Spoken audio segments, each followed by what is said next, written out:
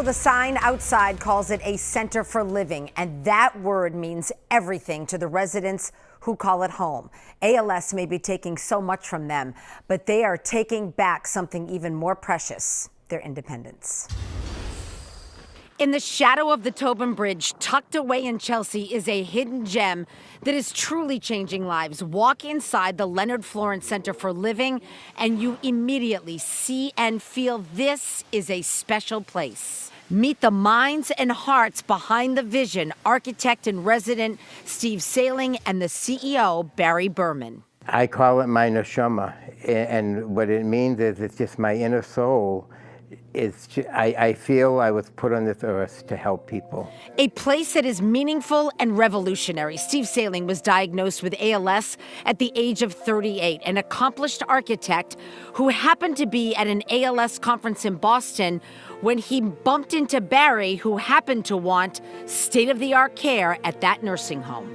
Despite the dire prognosis, I knew that technology would allow me to survive this cruel disease. I never wanted to live in a nursing home, kept alive, but with no life.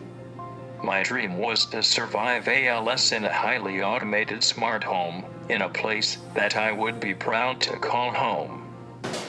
Oh, that's amazing. This is what they've created, a place where technology combined with the best care gives its residents that independence. Most people with ALS want to stay home, rather than suffer the indignity of moving to a traditional nursing home. I hope for a world in which the Leonard Florence Center for Living is the standard of care in America, and not the exception. We're changing the lives of individuals that really never thought they would have any sort of dignity or independence back. When you have someone that has been in a bed and hasn't had a shower in 3 years, hasn't been out of bed, has no way to communicate, and they come here and they all of a sudden they become alive and they're living their life, it is powerful. Just ask Michael Scott. You can lift your shades up and down. So with your finger, you can control most of your world here. Michael is a member of Mensa, was getting ready to pursue his PhD in chemistry when he was diagnosed with ALS. I have a single room, along with a private bathroom and shower, all of which allows for a more dignified experience. I also had the opportunity to personalize my room any way I would like.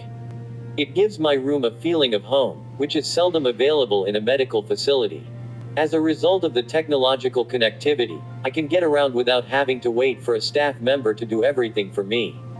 The technology makes living here so comfortable that I think of this as my home. It's not just Michael and Steve. The Leonard Florence Center takes their residents places they may have never experienced. Like Patrick O'Brien, he has ALS, is on event 24/7.